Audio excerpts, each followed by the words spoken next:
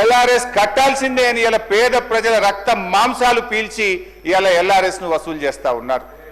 రెండవది అధ్యక్ష, ఆనాడు బట్టి గారు, సీతక్క గారు, ఉత్తమ్ కుమార్ రెడ్డి గారు ఫార్మాసిటీకి మేము భూములు సేకరిస్తా ఉంటే ఆ రోజు అక్కడ పాదయాత్ర చేసి పచ్చటి భూములు ఎలా తీసుకుంటారు, మా ప్రభుత్వం అధికారంలోకి వస్తే ఫార్మాసిటీ భూములు తిరిగి వాపస్ ఇస్తాము అన్నారు.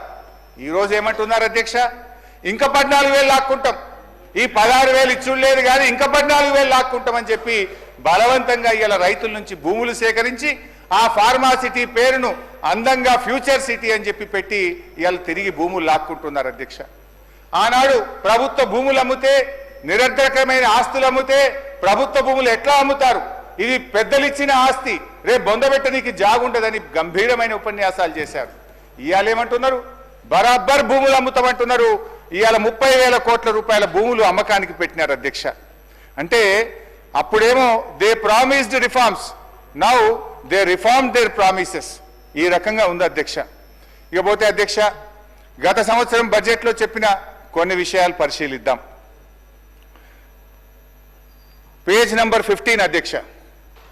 పోయినసారి బట్టి గారు చెప్పినటువంటి బడ్జెట్లో పేజ్ 15 బట్టి గారు చూసుకోండి. పేజ్ 15లో ఏమన్నారంటే అధ్యక్ష,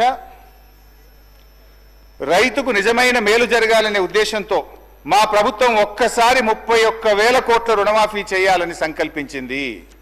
ఇప్పటికే ఇచ్చిన మాట ప్రకారంగా 2 లక్షల రుణమాఫీకి అవసరమైన 31,000 కోట్ల రూపాయలను సమీకరించుకున్నాం. అంటే డబ్బులు రెడీ పెట్టుకున్నాం. ఈసారి బడ్జెట్లో ఏం చెప్పిన అధ్యక్ష, 20,000 కోట్లు మాత్రమే చేశారు అని చెప్తున్నారు అధ్యక్ష. పోనీ మిగతాది ఎప్పట్లోగా చేస్తారో చెప్పడం లేదు అధ్యక్ష. ఇంకా ఆ ఉపన్యాసంలో బట్టి గారు ఎంత దూరం పోయి మమ్మల్ని విమర్శించిందంటే అధ్యక్ష, సిగ్గుచేట అధ్యక్ష. చేతగానమ్మకు మాటలు ఎక్కువ అన్నట్లు రుణమాఫీలో పూర్తిగా విఫలమైన గత ప్రభుత్వ నాయకులు మా చిత్తశుద్ధిని శంకిస్తూ ప్రజలను తప్పుదోవ పట్టించేందుకు శతవిధాలా ప్రయత్నం చేస్తున్నాం.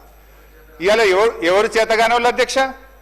ఇవాళ చేతగానోళ్ళు ఎవరు, మాట తప్పినోళ్ళు ఎవరు, చిత్తశుద్ధి లేని వాళ్ళు ఎవరో ఈ శాసనసభ సాక్షిగా ఈ రాష్ట్ర ప్రజలందరికీ అర్థమైంది కదా అధ్యక్ష. ఏమైంది 31,000 కోట్లు నిధులు సమీకరించుకున్నామని మీ ప్రసంగంలో చాలా గట్టిగా చెప్పారు కదా, ఏమైంది బట్టి గారు అని చెప్పి నేను అడుగుతా ఉన్నా.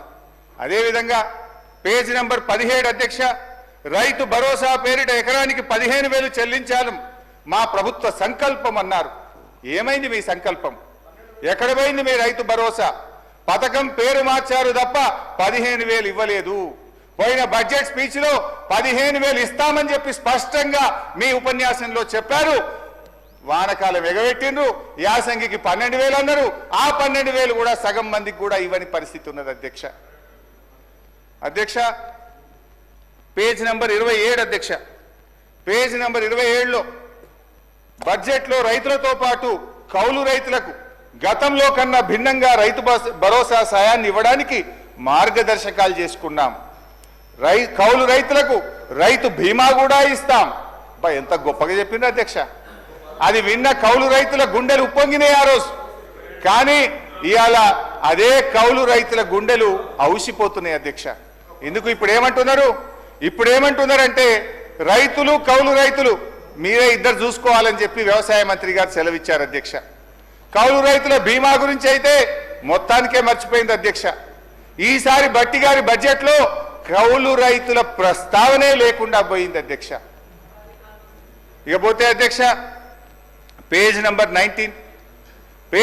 19లో బట్టి గారు ఫసల్ బీమా పథకంలో చేరాం, అమలు చేస్తాం, రైతులు పైసా ఖర్చు లేకుండా మొత్తం ప్రీమియం ప్రభుత్వమే చెల్లిస్తుంది అంటే మేము కూడా సంతోషపడి ఇక్కడ కూర్చొని బల్లలు కొట్టినాం అధ్యక్ష. సంతోషపడ్డాం అధ్యక్ష. బడ్జెట్లో 1,300 కోట్ల రూపాయలు పెట్టామని చెప్పారు. మరి ఏమైంది?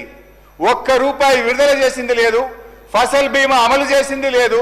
రైతులు వడగళ్ళ వాన వల్లనో అకాల వర్షాల వల్ల నష్టపోయిన రైతులకు కన్నీళ్లే మిగిల్చింది తప్ప 1 రూపాయి కూడా ఈ ప్రభుత్వం బీమా కింద చెల్లించలేదు అని చెప్పి నేను మనవి చేస్తా ఉన్నాను అధ్యక్ష.